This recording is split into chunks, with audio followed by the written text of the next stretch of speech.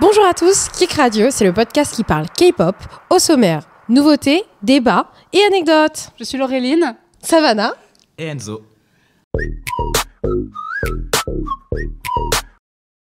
Respirant, ça va bien se passer. Alors, nous accueillons aujourd'hui notre deuxième invité qui est Enzo. Est-ce que tu peux te présenter en quelques mots, s'il te plaît ? Du coup, moi, c'est Enzo, j'ai 18 ans et je suis fan de K-pop depuis déjà un petit moment maintenant. C'est-à-dire un petit moment. J'ai commencé avec Lucifer de SHINee, sans savoir que c'était de la K-pop. Quand c'est sorti ? Quand j'étais petit, oui. Petit, t'avais quel âge ? J'avais 5-6 ans, j'étais vraiment petit. Et t'as découvert sur YouTube ? Oui. Ouais. Nous, on n'avait pas YouTube à 5-6 ans. Je meurs. Alors, avant de faire plus connaissance avec toi, on va continuer toujours dans notre petite dynamique de Kik Radio avec deux nouveautés. La première, c'est la dernière de Rise, Love 119.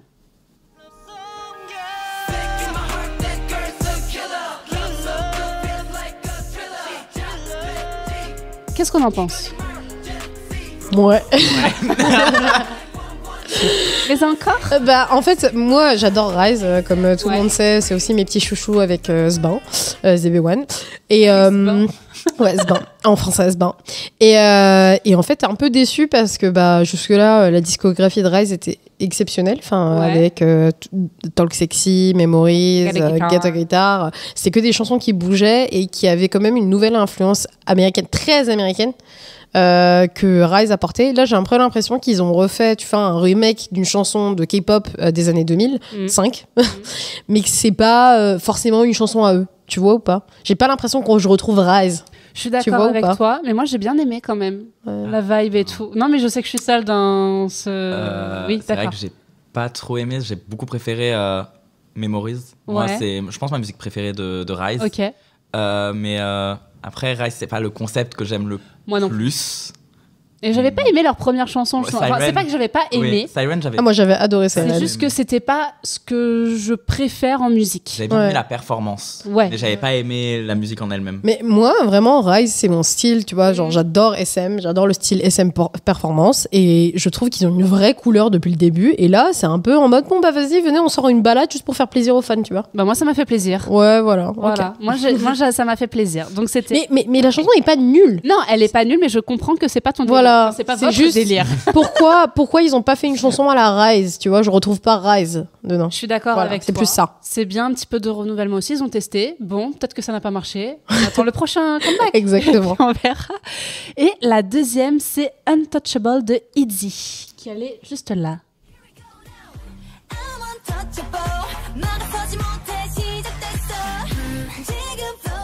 Je sais que t'es pas hyper fan de ITZY. Mais celle-là, elle est exceptionnelle. Celle-ci, elle est top. Franchement, c'est enfin le premier. Voilà, exactement. C'est le premier comeback où on les retrouve, où elles sortent quelque chose qu'on attendait, tu vois. Je pense que les fans attendaient un comeback comme ça, où en fait, c'est un truc qui bouge, un truc sexy, un truc girly. Ouais. Et elles sont enfin revenues avec une vraie chanson. Merci, il était temps. Non, en effet. Et on reconnaît ITZY, je trouve. Oui, oui, exactement. C'est-à-dire que j'ai l'impression de revoir ITZY il y a 2 ans, du coup. Ouais, exactement. Là, parce qu'on a eu 2 ans un peu plus de vie. Genre avec Not Shy, tu vois. Très ITZY. Après, c'est vrai que du coup, elles sont que 4 pour ce comeback. Ouais, parce qu'il y en a une qui est en hiatus, c'est Lia. Ouais. Je crois, ouais, tout à fait. Du coup, à voir aussi quand elles reviendront à 5 ce qu'elles proposeront. Est-ce que ça a joué dans la production, le fait qu'elles soient que 4 ou pas ? Est-ce que ça a changé certains ordres de comeback peut-être aussi ? Est-ce que tu penses que Lia peut-être descend le groupe Je pense pas qu'elle. Je pense qu'elle apporte quelque chose au groupe, mais est-ce que c'est ce que tout le monde aime ? Je ne sais pas. Parce que c'est la main vocaliste. Si je dis pas de bêtises.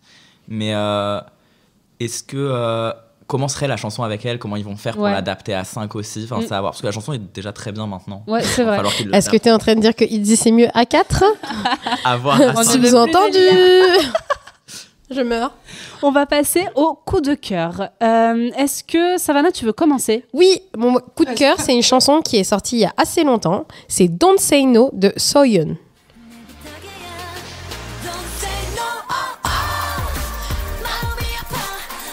Oui.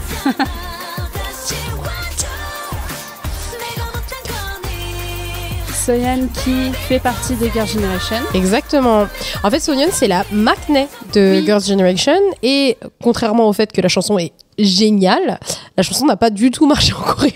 Ça m'étonne pas. Pourquoi parce que principalement le concept était assez mature et sexy. Enfin, c'est pas sexy, enfin on parle sexy SM, hein, d'accord, on parle pas de sexy LTD ni rien. C'est juste que le concept était très mature, sauf que Sohyun est connue comme la Maknae parfaite de Girls' Generation, donc les gens n'ont pas apprécié ce changement d'image, alors que elle, juste elle disait, en fait je suis une femme, enfin je me rappelle plus quand cette chanson est sortie, je crois que c'était en 2016, un truc comme ça, 17, elle avait 30 ans genre, tu vois, elle avait genre 33 ans, elle était en mode, bon les amis, il est peut-être temps que je change un truc de mon âge, tu vois. Et voilà. Mais là, cet été, j'ai vu l'un de ses derniers films sur Netflix. Ah, le film où elle joue avec une dominante. Il est exceptionnel. Le drôle avec le gars de Yukis. Ouais. Mais incroyable ce film. Et justement, ça faisait tellement bizarre de la voir comme ça. C'est pas sexualisé du tout. C'est pas sexuel montré. Ouais. C'est de la tension et tout, mais c'est tellement drôle. On n'est pas habitué à ça. Non, on n'est pas habitué à ça de sa part elle, parce qu'en effet, c'est la petite fille parfaite en fait. Exactement. Mais moi, quand elle a sorti ce comeback, j'ai adoré parce que justement, je me disais putain, trop bien, elle casse son image. Et en fait, c'est une femme. Enfin, elle est trop belle. La chanson elle est trop bien. Donc, je vous invite à streamer cette chanson qui est vraiment de très bonne qualité. Quel est ton coup de cœur à toi, Enzo? Mon coup de cœur, c'est aussi une chanson qui commence à avoir un petit temps. C'est Abracadabra. C'est trop drôle que tu aies choisi ça. Genre, c'est ton coup de cœur en ce moment-là? Genre, t'écoutes ça en ce moment-là? Ok.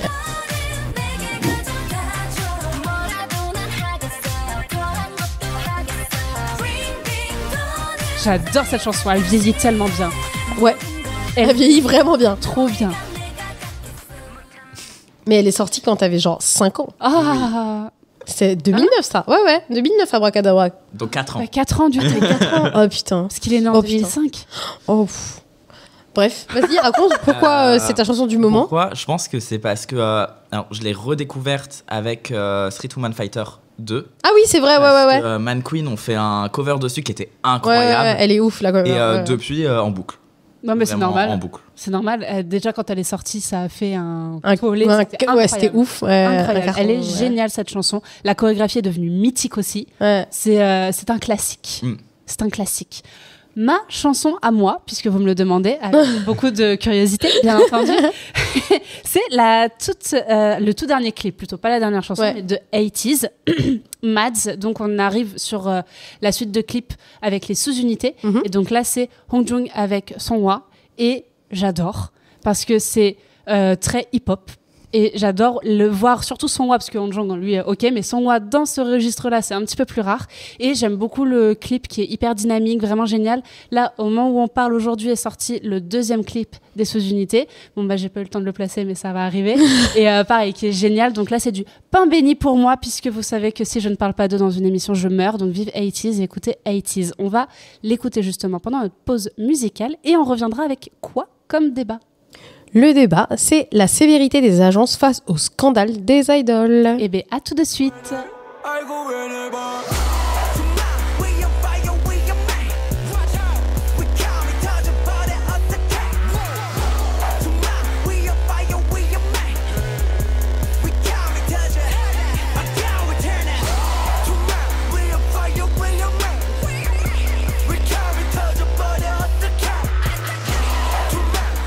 De retour sur Kik Radio. Aujourd'hui, on a un petit débat. C'est plus une discussion ouverte en vrai, mais la sévérité des agences face à certains scandales. Alors, pourquoi, Enzo, tu voulais nous parler de ce sujet-là? Alors, je précise juste que nos invités, ce sont eux qui choisissent les sujets.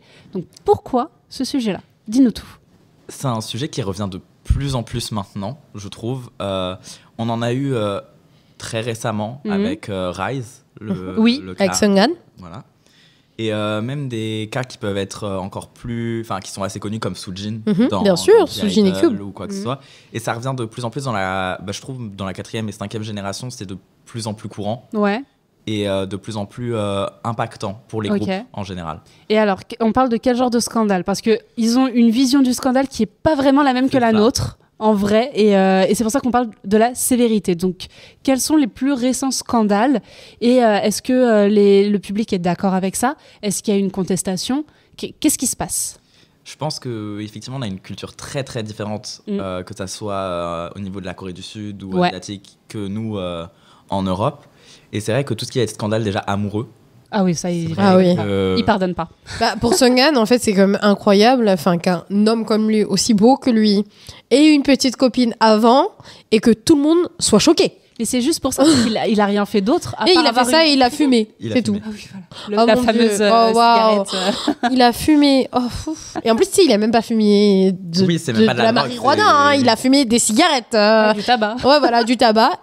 Et il a eu une petite copine. Mais en même temps, attends, un mec beau gosse comme ça, c'est trop bizarre que les gens s'attendent à ce qu'il ait pas de meuf.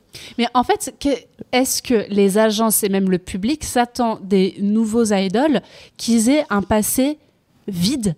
Mais c'est impossible en plus. Non, mais est-ce que c'est ça l'attente? Les Coréens, oui. Oui, nous, non. Bien sûr. Oui, bien sûr. Je parle des Coréens, bien entendu. Mais moi, ce que je comprends pas, c'est les agences dans ces cas-là. C'est ça. Parce que pourquoi les agences vont dans le sens du public coréen, qui est maintenant même plus le public majeur. Oui. Non, et surtout que Rise, à la base, enfin, maintenant, c'est un groupe destiné à l'international. Oui, aux fans internationaux. Donc, il n'y a aucune raison d'avoir en fait les fans coréens leur voix qui soit entendue en fait et aujourd'hui quand tu vois la contestation qu'ils ont sur les posts de Rise, il y a pas un post de Rise parce que moi je les follow sur Insta où il y a pas écrit Seunghan comeback en fait. Il y a tout le temps Rise is 7, Seunghan please come back, tu vois. Et il y a pas un post où il y a pas son prénom en premier commentaire, tu vois. Et c'est ça qui est ouf. Des fans internationaux. Ouais, bien sûr. Mais je sais pas, moi je suis une agence, je les écoute les fans, tu vois. Surtout que pour le coup donner raison aux fans coréens, ça va juste faire que ça va arriver encore et encore bien de sûr. plus en plus et que du coup les fans coréens vont pouvoir avoir le pouvoir de créer leur propre groupe à la fin. S'ils aiment pas un membre, il suffit de créer un scandale et il partira forcément. Donc c'est assez dommage parce qu'on l'a eu justement avec Soojin parce que ça a été quelque chose presque inventé de toutes pièces. Qu'est-ce qui s'était passé, rappelez-nous? Pour Soojin, si je me trompe pas, c'était une histoire donc d'harcèlement. À l'école. Ça, il y a eu une vague à un moment donné. Oui, tout le monde était. C'était en même temps que Hyunjin. C'est ça, ok, Stray d'accord. Kids. Ouais, Hyunjin, ouais. Et c'est vrai qu'au départ, on n'avait pas plus d'informations que ça. Mais après, même pas une très longue période, on a vu que c'était complètement faux, que ça avait été fait par une personne qui n'aimait pas Soojin, qui effectivement connaissait Soojin, mais qui ne l'aimait pas, et qui avait une carrière qui ne décollait pas du tout, même si elle l'était dans l'industrie, on peut dire ça comme ça. Et au lieu de protéger leurs artistes ou juste d'essayer d'enquêter eux-mêmes, Cube a préféré virer Soojin du groupe Cube, et de l'agence directement. Exactement. Et surtout qu'en plus, les membres étaient contre. Tu le vois que les membres étaient contre. Et l'opinion publique aussi, en général. Ouais, exactement. Mais moi, ce qui me choque, c'est souvent, en fait, la teneur... Enfin, la gravité des scandales. D'accord, pour les histoires de bully, il y a eu des réels bullies. Enfin... Moi, enfin, jusqu'au dernier rapport que j'ai vu, Garam, c'était vrai, tu vois. Garam de Les Séraphim, c'était vrai. Il s'est vraiment passé de l'harcèlement scolaire. Et dans ce cas-là, c'est normal que ses membres soient sanctionnés. Mais t'en as où il n'y a rien. Je prends l'exemple de Chonyeol. Chonyeol, en fait, le scandale qu'il y a eu il y a quelques années, en fait, c'est une fan, d'accord, qui a pris des photos de lui, d'accord, qui devait être dans un contexte peut-être privé ou des choses comme ça, qui a flouté les personnes qui étaient à côté de lui et qui disait ouais, Chonyeol c'était mon mec. Et il a fait ça, il a fait ci, il a fait ça. Sauf qu'en fait, les membres ils disaient mais on te connaît même pas, on sait même pas qui t'es, tu t'es inventé une vie, tu vois. Et Chonyeol disait non mais la personne elle s'est inventé une vie. Sauf que ça a énormément terni son image. Et bien sûr que les fans sont restés, il a toujours des fans et tout, mais ça a énormément terni son image auprès du public coréen. Parce que les gens disaient mais en fait, c'est fou, c'est une mauvaise personne, tu vois.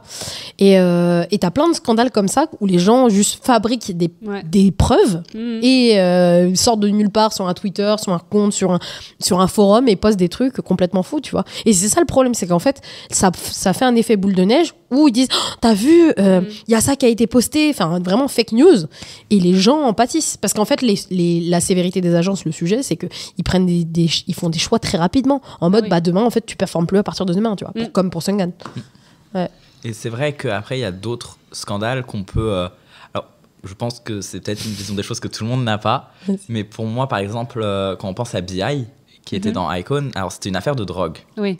La drogue, ça peut être particulier. Je sais que c'est pas du tout bien vu du côté... non, mais c'est illégal. Hein. Oui, c'est illégal, mais on a eu des scandales plus graves où il n'y a pas eu forcément de choses derrière ou quoi que ce soit, où les idoles ont pu rester, ou même qui sont moins forcément avec moins de valeur ou quoi que ce soit, quand il y a eu des problèmes de racisme ou quoi que ce soit, il y en a déjà eu au sein de l'industrie. Mais bien sûr, parce que c'est en Corée. Et du coup, c'est là où effectivement on voit le changement, parce qu'effectivement, la drogue, il se fait du mal à lui-même, il fait du mal à personne. Si lui, il a un problème après, c'est pas notre problème en tant que... Je comprends ton point de vue, mais ça, c'est un point de vue complètement français, tu vois. Là, tu peux pas dire à des gens qui sont coréens, qui ont leurs propres normes et systèmes de valeurs, tu vois, de dire, ah bah non, mais en fait, tes valeurs, moi, je les trouve pas bien. Enfin, ces valeurs-là sont mieux, tu vois. C'est normal que selon eux, le fait qu'il ait fait de la drogue, il mérite de la prison, ce qu'il a fait, tu vois. Oui. Il a pas l'air d'accord. T'es pas d'accord, je sais, mais après, nous, on est français. Oui. Tiens. On a notre vue d'Européens. Ouais, c'est ça. Mais après, c'est vrai que par contre, à la limite d'avoir fait des drogues dures ou quoi, ok, si c'est juste fumer, y a pas... c'est pas mort d'homme. Il n'y a pas mort d'homme, exactement. Je sais pas si vous vous rappelez, enfin moi je parle toujours de Produce 101, mais Produce X 101, saison 1, épisode 1, le mec qui devait gagner s'appelait Yoon So-bin, d'accord. Yoon So-bin est aujourd'hui un très grand acteur de BL, il a une super vie, il fait des fan meetings et tout, donc ça n'a pas vraiment impacté sa carrière parce qu'il est comme hyper beau gosse. Et Yoon So-bin donc, est amené dans l'épisode 1 comme le Messi, comme le number one, comme le Center. Okay. Sauf que entre l'épisode 1 et l'épisode 2, il y a un scandale sur lui comme quoi il a fumé en étant underage, tu vois, en n'étant pas majeur. Et donc, JYP a terminé son contrat et il n'a pas pu apparaître dans l'épisode 2, quoi. Et ils ont complètement cuté l'épisode 2, enfin sa tête, ils l'ont cuté de l'émission et il a dû arrêter l'émission. Et en fait, c'est tellement nul, tu vois. Nous, tu es à Paris, franchement, je sais pas, mais... Moi, au lycée, au collège, il y avait plein de gens, des meufs et des mecs qui fumaient à 12, 13, 14 ans devant mon collège, devant mon lycée. Et ça, c'est vraiment très français. Alors, on ne cautionne pas. On ne cautionne pas, ne fumez pas. Nous ne sommes pas fumeurs, d'accord. Nous ne sommes pas fumeurs. Donc, nous ne cautionnons pas le fait de fumer. Le sujet n'est pas là, de toute façon. Mais juste en France... Vous avez 12 ans, c'est normal. Non, c'est pas normal. Ce n'est pas normal de fumer à 12 ans. Nous ne sommes pas fumeurs. Moi, je suis pas fumeuse, donc en vrai... Moi non plus. Ouais, voilà.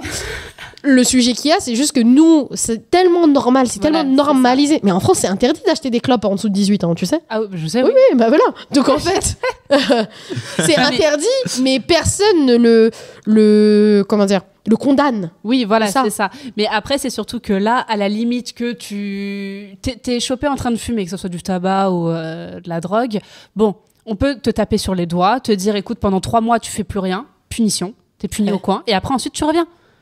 Mais non, parce que en Corée du Sud, c'est illégal. C'est illégal. Mais c'est chiant.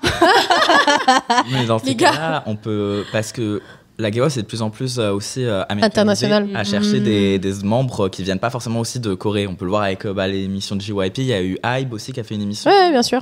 Est-ce qu'ils sont prêts pour ça, les Coréens? Parce que quand ils vont prendre des Américains, des Européens, et qu'on va aller dans le passé de ces personnes qui seront là, ils auront fumé, mais ça sera pas grave pour leur culture, etc. Ouais, mais comment ça va fonctionner? Ils sont sur le sol coréen, donc t'es jugé... Non, mais parce que c'est pas le cas.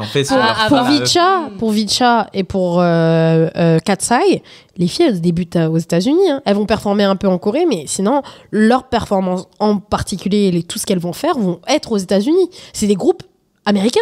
C'est pas du tout des groupes coréens. Hein. Comment les agences vont juger ça? Je sais pas. Avec leur recul, du coup, plus de culture coréenne, du coup, bien sûr. Et d'illégalité. Est-ce que du coup ils vont punir autant que pour des groupes de K-pop en virant du groupe ou en faisant des hiatus, ou est-ce qu'ils vont laisser passer parce que justement ça n'impacte pas la Corée parce que ça sera pas des activités coréennes? Je sais pas. Mais je pense que le sujet au-delà de ça, des hiatus, des scandales et tout, moi ce qui m'énerve dans tout ça, tu vois, c'est le manque de clarté que les fans ont. Tu vois, il n'y a pas de communiqué sur quand est-ce que l'artiste va revenir, sur... la date de l'arrêt, est-ce que c'est un hiatus genre indéfini en mode il va quitter le groupe ou est-ce que c'est juste un hiatus, il est pas là pour 3 mois et vous le ramenez, tu vois. C'est le cas pour Lucas. C'est ce que j'allais dire. Franchement, Lucas de Wavy, c'est l'enfer. Lucas, c'est un peu le même type de truc que Chonyol. Apparemment, je sais pas si c'est vrai en fait, on sait pas, mais apparemment, il aurait trompé sa petite amie et il aurait gaslight en lui faisant croire que c'était normal qu'il la trompait et tout. Très possible, franchement, c'est un fuckboy, il a une tête de fuckboy. Moi, je le trouve très sexy. Bon, voilà. Mais ça n'excuse en rien un comportement mauvais. Mais ce que je veux dire, c'est qu'en France, le président François Hollande a trompé sa femme avec Julie Gaillet, une actrice. On a des photos de lui en train d'amener des croissants à Julie Gaillet. Ça n'a dérangé personne. Le lendemain, le mec était encore président. Donc, je comprends pas comment Lucas, un idole de K-pop, juste parce qu'il a trompé sa meuf, il peut pas continuer de chanter. Ouais, non mais c'est ça. Tu vois ou pas? Ouais. Non, mais en fait, parce que, comme on dit, tous ces scandales-là, ça se passe dans des endroits privés, en fait. Ça n'a aucun impact. Enfin, moi, le fait que Lucas, il ait trompé sa meuf, d'accord, c'est pas bien moralement, il y a pas de souci. Mais j'en ai rien à battre, moi, je le suis parce qu'il chante. Voilà, il a fait de mal physiquement à personne. Ouais, de ouf. À la limite, bon, la meuf, elle va mettre un peu de temps, et je suis désolée pour elle, à s'en remettre si vraiment c'est vrai. Mais en fait, t'en as à côté qui, eux, violent, qui tabassent, qui harcèlent, qui... Voilà. Mais et voilà, eux, ils méritent. De Exo aussi. De qui Chrisou. Bah oui, Chrisou, il est en prison. Voilà. Et c'est vrai qu'on en parle moins que, par exemple, tout ce qui va être autour de Soojin ou de Seunghan ou quoi que ce soit. Mais bien sûr. Alors que c'est 40 fois plus grave. Mais bien sûr, Chris Wu, ce qu'il a fait, c'est 1000 fois plus grave. C'est un peu dans la même histoire que le Burning Sun. Donc, Chris Wu avait un réseau d'hommes qui lui apportaient des jeunes femmes qu'il violait. Ça a été avéré. Il est condamné à, je pense, perpétuité en Chine. Très bien. Vraiment, très contente que la justice ait fait son travail. Mais juste, ça, c'est vraiment super grave. Enfin, là, on parle de Lucas, il a trompé sa meuf. Oh, les amis. Ouais, il n'y a pas mort d'homme encore une fois. Ouais. Du coup, est-ce que vous pensez que peut-être avec le temps, les fans internationaux, ok, nous on est peut-être un tout petit peu plus ouverts, on est peut-être un peu plus indulgents. On est français, quoi. On est français. Mais je parle des internationaux, vraiment, on est européens. Mais au niveau des locaux, des fans coréens, est-ce que vous pensez qu'il va y avoir un changement de mentalité, peut-être un petit peu plus de... Non, il me dit non. Moi, je pense pas, parce que quand je vois ce qui s'est passé avec Chen, quand Chen a décidé de se marier, d'avoir un enfant parce que c'est un homme de 30 ans, et ce qu'il fait ce qu'il veut, il y avait quand même des fans coréennes qui étaient là pour manifester devant la SM. Bon, c'était pas beaucoup, hein, mais pour demander qu'il arrête d'être dans le groupe, tu vois. Un grand homme de 30 ans quand même. Et c'est pas que la Corée, parce que c'est vraiment de l'Asie en général. En exemple très récent, il y a eu Lisa de Blackpink. Ah, elle est française, elle, c'est bon. Qui a été boycottée partout en Chine pour sa performance au Crazy Horse, jugée vulgaire, provocatrice. Alors que c'est de l'art français, parce que le cabaret, c'est considéré comme de l'art, c'est pas vulgaire, c'est pas provocateur. Ouais, bien sûr, c'est du burlesque. C'est ça. C'est de l'art. Et elle a été boycottée partout, on lui a enlevé son compte Weibo. Qui a été clos par l'application directement sous la demande dont on ne sait pas forcément qui, mais sûrement de quelqu'un de haut placé qui a demandé à que ça soit supprimé. Et elle a eu des contrats rompus avec certaines marques chinoises parce que cette performance. Ouais. Mais c'est même pas... Tu te rends compte, quand on en parle, c'est même pas un scandale. Non. T'imagines, la meuf, elle est juste allée danser, faire un truc dont elle était fière, tu vois, en mode une belle performance de dingue. Ça. Et on lui a dit, c'était peut-être trop sexy, hein. Au revoir. Trop nul. Mais il y avait aussi, où on en avait discuté rapidement, c'est certaines idoles, surtout féminines, qui avaient été vues en train de lire des livres féministes et qui ont... Ah oui. Quel scandale là-dedans. Juste dire, je suis une femme et je demande mes droits et ma liberté. Et en fait, on a déchiré leurs photocards, on a jeté les albums juste parce que elles ont lu des textes féministes. C'est nos sociétés, hein. Une autre mentalité. Voilà. Mais du coup, ça changera jamais. Selon vous? Moi, je pense pas. Je pense que ça fait déjà des années que c'est comme ça. Donc, si ça doit changer, c'est vraiment au bout d'un grand... grand Et moment. Justement, je pense que l'ouverture de... Enfin, moi, je l'ai remarqué en allant en Corée, tu vois. Il y a 10 ans, quand j'allais en Corée du Sud, en 2013 ou en 2016, peu importe où j'allais, les Coréens venaient me parler. Parce que je suis pas une tête de coréenne, tu vois. Genre, ça se voit que je suis pas du tout coréenne, que je suis vietnamienne laotienne. Et donc, ils venaient me parler en mode, vous êtes d'où? Enfin, tu sais, normal, une étrangère, quoi. Sûr, ouais.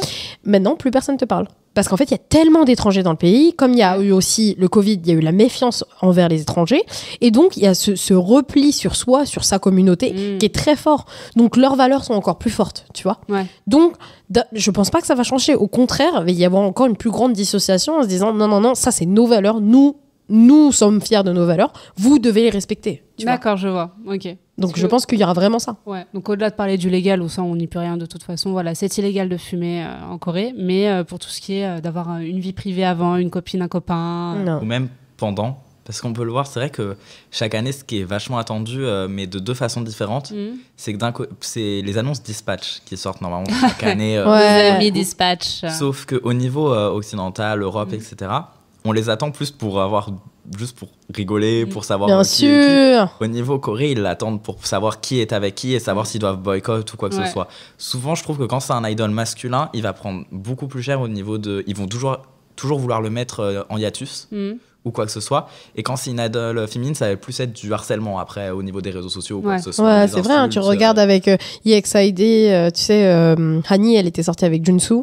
Elle avait eu énormément de backlash, Hani, alors que Junsu ne lui avait rien fait. Quoi. Ouais, tout le monde était en mode, ah, c'est trop bien, tu sors avec une petite jeunette, trop bien. Ok, et Momo et Hitchell, c'était ça. Et Hitchell, tout le monde était en mode waouh, bravo, Hitchell et tout. Et Momo, tout le monde était en mode mais pourquoi ça avec ce gars-là Enfin, tu vois, il y avait cet avis très négatif. Oui, mais t'avais cet avis très négatif vis-à-vis de Momo, mais pas vis-à-vis d'Hitchell. Ouais, c'est ça. Tu vois. Ça a été pareil pour Jenny. Ouais. C'est ce que j'allais dire. Jenny, elle s'en avait pris plein la tête. La pauvre. Voilà. Franchement, elle mérite pas. Sachant que. Elle peut encore s'en prendre à l'heure actuelle, alors qu'on ne sait pas si c'est confirmé ou pas. Il y a des choses qui n'ont même pas été confirmées. Juste, c'est des rumeurs qu'effectivement, on peut y croire facilement vu ce qu'on a pu voir, etc. de nous-mêmes. Mais c'est pas pour autant que. Oui, que c'est confirmé. Si ça se trouve, ils sont potes. C'est ça. Non, mais c'est pas. Vous pouvez se promener juste en étant potes. On se trouvait nous, donc. Grave. Et alors, nous, on a plein de photos ensemble, on fait des cœurs et tout. T'imagines Dispatch, t'es là. Oh là là. Ça pourrait être une belle blague quand même. Ça serait très drôle. Et du coup, pour conclure, est-ce que vous pensez que nous, le public vraiment franco-français, est-ce qu'on est des bons élèves ? Est-ce qu'on laisse un peu tranquille les idoles qui ont des petits scandales comme ça ? Ou est-ce qu'il y en a qui sont quand même une majorité à être méchants ? Moi, je pense que le public français, on est hyper laxiste parce que c'est notre culture d'être laxiste. Mais c'est une vraie culture. Je pense aussi qu'au-delà d'être laxiste, je pense qu'il y a pas mal aussi de bienveillance quand même, je trouve. Non ? Je pense qu'on a une vision différente. Ouais. C'est-à-dire que en tout cas pour moi, un idol c'est un humain comme moi, donc il peut faire les mêmes erreurs que moi. De ouf. Il n'a pas à être parfait. Et je pense que pour les Coréens, un idol c'est une image à préserver. Donc tout doit être parfait parce que c'est ce qui va être montré du public coréen. Non mais après c'est ce pourquoi ils payent. T'as ça aussi. C'est ce que tu racontais beaucoup de fois. Exactement. C'est ce pourquoi ils payent. Nous, on a ce truc de c'est un artiste, mais on paye pas pour sa personne, on paye pour sa musique. Un peu ce que je racontais pour Lucas. Moi, je m'en fous qu'il ait trompé sa meuf, en fait. Je l'aime en tant qu'artiste. Ou même qu'il ait eu une meuf. Ouais, voilà, exactement. Alors qu'en Corée, ils payent pour le fait qu'il n'ait pas de meuf. Ouais, parce que c'est une image. Ouais, parce qu'il leur doit, en fait, ça Virginie. Son célibat. Disons son célibat. Bref. Ils l'achètent, en fait. C'est un objet un peu. Ils leur appartiennent à partir du moment où ils mettent de l'argent dedans. Sauf que nous, on voit pas ça de la même façon, parce que pour nous, c'est juste des humains. Comme... On n'a pas la même culture. Et toi, t'en penses quoi ? Tu penses que la France est bienveillante ou est-ce que tu penses que juste on est laxiste ? En vrai, je sais pas, parce que je regarde pas trop les trucs de scandale, je regarde pas trop les commentaires, parce que j'ai peur justement de voir trop de méchanceté. Pas forcément du côté français, mais international, tu vois. Et en vrai, je m'en fous un peu. Ça me fend le cœur quand ils sont accusés à tort, et surtout que pour une toute petite bêtise, enfin, de mon point de vue de française, fumer, c'est pas non plus, et qui se font insulter, tu vois. Ça m'énerve. Et que derrière, tu as des agresseurs sexuels et qui peuvent continuer une carrière après à côté, tu vois, il n'y a pas de souci. Ça m'énerve par contre. Mais après, franchement, je m'en branle, quoi. Pardon, je m'en fous. Je pensais aussi à un scandale assez récent, dont on n'a pas d'identité ou quoi que ce soit, juste on avait eu Kejen qui, je crois, qui révélait, pour la France au niveau français, que dans un groupe masculin de 6 membres, il y a un des mecs qui aurait violé un des autres. J'ai vu passer ça. Ouais, beaucoup de gens disaient que c'était peut-être Astro. C'est ça. On n'a eu ni identité ni rien ou quoi que ce soit. Mais en attendant, il y en a qui m'ont boycotté des groupes où ils sont juste ensemble. C'était soit Astro, soit One Us, je crois. Mais il me semble que c'était pas Astro en fin de compte, parce que les gens ont fait quelques recherches et ça collait pas au niveau des dates, parce qu'on avait eu des dates. Donc il y a eu des enquêtes, parce qu'il y a eu une date de début qui avait été mise entre machin et machin. Et c'était 2017 à peu près, et Astro on débute en 2016 avant Blackpink justement. C'était Astro ou One Us ou un truc comme ça. Et du coup c'est vrai qu'on a eu zéro identité, on ne sait pas qui c'est, on ne sait pas les mesures qui ont été prises, etc. Et je pense qu'on ne saura potentiellement jamais qui c'est. On ne sait pas si cette personne est restée dans l'industrie ou si elle l'est encore après, parce que peut-être qu'il maintenant il est en solo. Mais après apparemment il avait été jugé. Il a été jugé, mais il peut continuer ses activités comme si rien n'était. On peut encore le suivre sans le savoir. Ouais, ça c'est fou. Et un peu comme, je sais pas si vous avez vu, mais le 15e plus grand TikToker de Corée du Sud, genre a été découvert, c'était un violeur. Ouais. D'accord. Celui qui faisait le mama. qui avait été connu. Mais c'est pour ça. Oh mon Dieu, parce qu'en fait, j'arrêtais pas de voir, je sais plus où, je ne sais plus qui, mais qui n'arrêtait pas de dire oui, les agresseurs, ils arrêtaient pas de mettre sa tête. Et je disais, mais pourquoi il fait ça, il est tout mignon et tout. Oh, non, c'est parce que il a été et ça a été prouvé du coup en plus. Mais il a été condamné. Voilà, il a été condamné et c'est vrai que. Ah là, je suis dévastée, je suis détruite là. Bah non, justement, au contraire, tant mieux s'il a été condamné. Oui, mais tant mieux, mais comme quoi on ne connaît pas les gens. C'est ça. Oui, comme quoi. Mais après, tu sais pas, hein, franchement, tu sais pas. Non, c'est ça.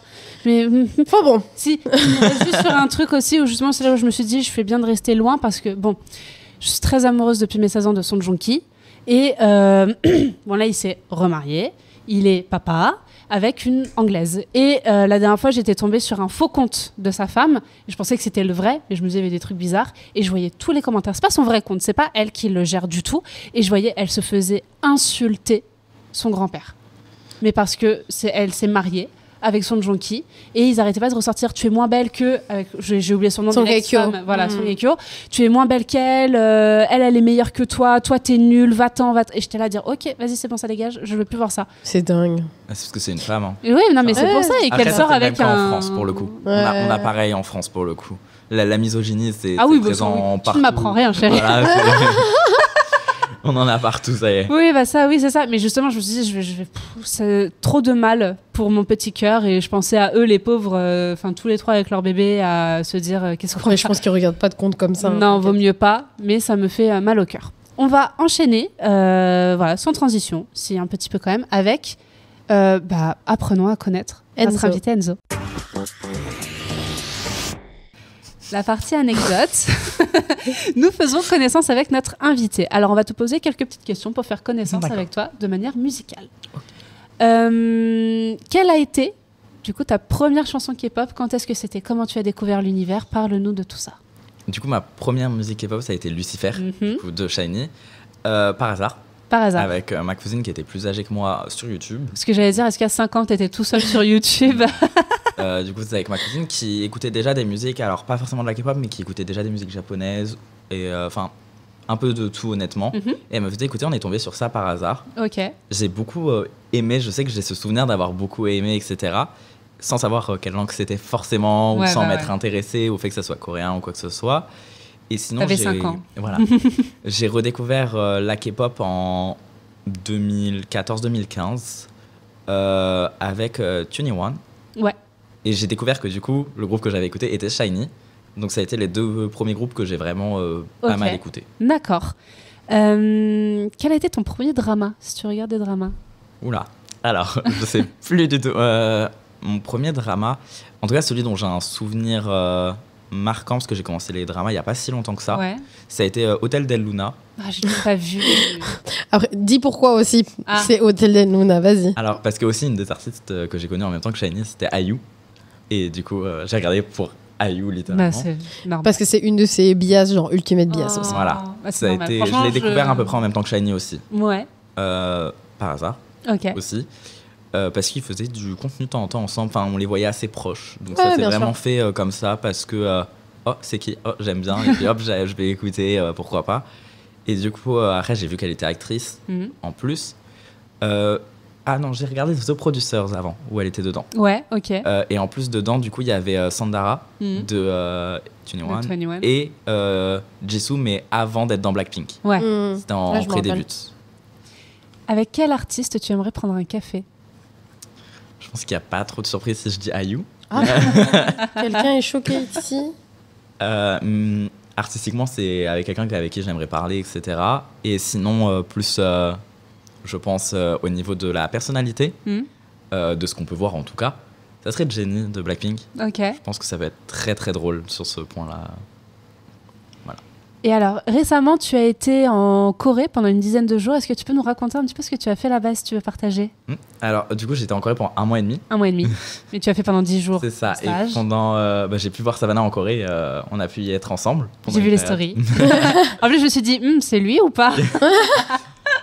Du coup, pendant 10 jours, j'ai été pris pour un stage de K-pop où le but c'est de nous faire vivre une expérience comme des trainees d'agences de K-pop.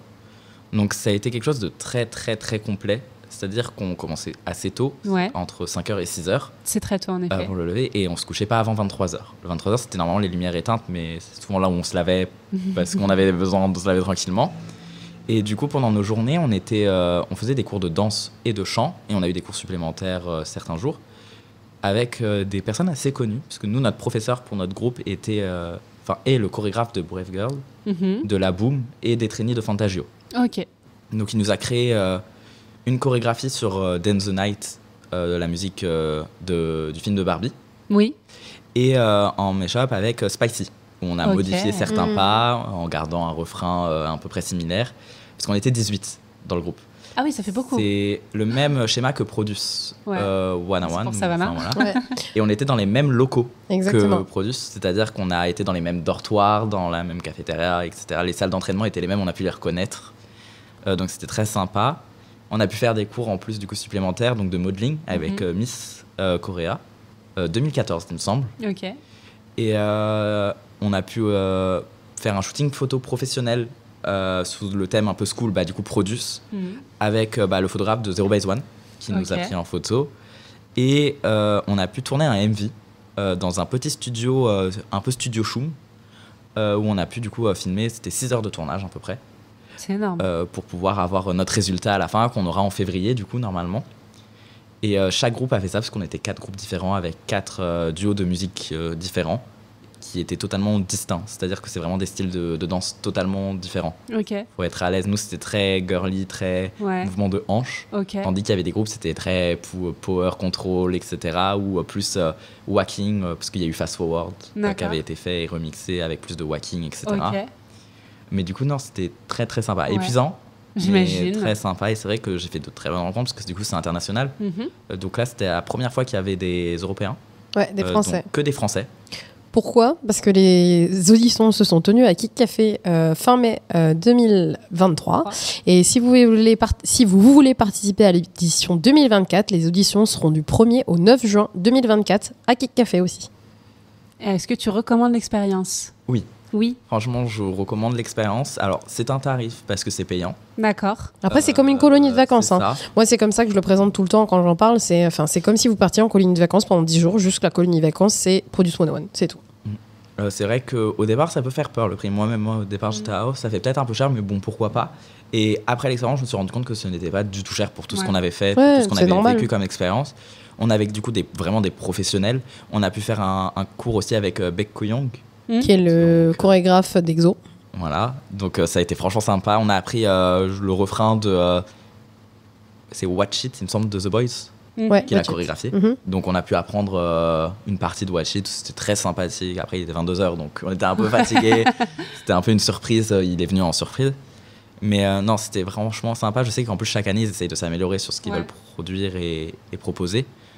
Moi, le seul conseil que j'ai donné et que je donnerais, c'est de se préparer physiquement avant. Parce que c'est pareil, on danse pendant des heures et des heures sans forcément s'arrêter. Même si on a des bons repas qui sont consistants parce que c'est nécessaire. C'est vraiment d'avoir une préparation physique quand même un peu avant. J'imagine. Et la finalité de ça, c'était quoi ? C'était de se faire recruter dans une agence ? C'était de débuter directement en tant qu'idol ? Quelle était la finalité ? Du coup, à la fin, on a fait un showcase donc, dans une pièce fermée avec des agences. Donc pour nous, il y avait Pledis, Wake One, We Entertainment, FNC. Il y avait 9 agences, il me semble. Plus des agences cachées dont on a pu découvrir quelques années plus tard, comme SM et Hybe, qui étaient présents. Ça m'étonne pas. Et en fin de compte, il y en a qui veulent devenir idol, qui font ce stage pour devenir idol, donc pour devenir trainee. D'autres qui font ça juste pour s'amuser, pour devenir backup dancer ou pour devenir même modèle. Ils cherchent vraiment un peu de tout, de toute façon, maintenant. Et t'en as aussi qui le font juste parce que ça leur fait kiffer. C'est ça, pour s'amuser vraiment. Vraiment, en mode juste, moi, je pars en vacances. Pour m'amuser, j'avais pas envie de... Voilà, mais c'est vrai que du coup, nous, dans notre stage, donc on était 80. Il y en a 8 qui ont été repérés. Ce qui est déjà un énorme quota par rapport aux années précédentes. Mais c'est vrai que le niveau commence à grimper maintenant que ça commence à prendre aussi une petite notoriété, etc. Et ensuite, ils passent une audition privée en face des agences et ils attendront leurs résultats pour savoir s'ils sont pris, ce qu'ils feront ou pas. Voilà. Et toi, tu voulais pas être pris pour être idol K-pop ? Ça m'a suffi 10 jours, c'était bien en tant que... Et puis t'imagines, genre, il peut pas date quelqu'un. Ah ouais, j'avoue. On va regarder ton passé. Oula.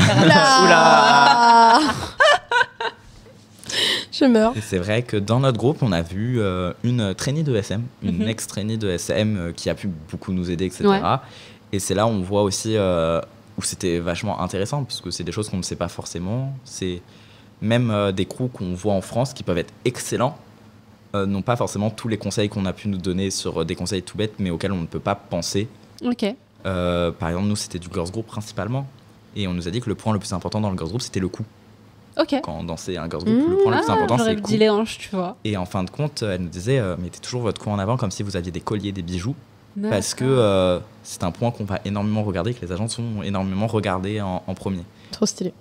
Archi stylé. Donc tu recommandes l'expérience ? Je recommande. Tu recommandes.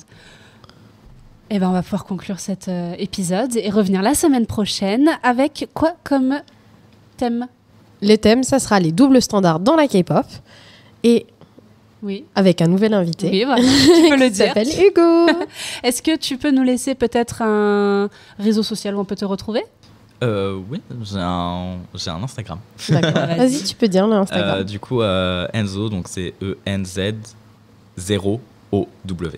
Voilà. Et vous pouvez nous suivre sur @paris-seoul-FM ou @K-pop is for cool kids, où nous retrouver au Kick Café aux 12 rue d'Alexandrie à Paris. Et nous suivre aussi sur YouTube avec Paris Séoul TV. On se quitte avec, on avait dit ta chanson à toi. Qu'est-ce que tu as choisi, Enzo ? J'ai choisi We Are Young de Tribe. Ok. Voilà, qui est une musique que j'ai redécouvert au stage, parce qu'un groupe dansait dessus. Top. Et bien, à la semaine prochaine.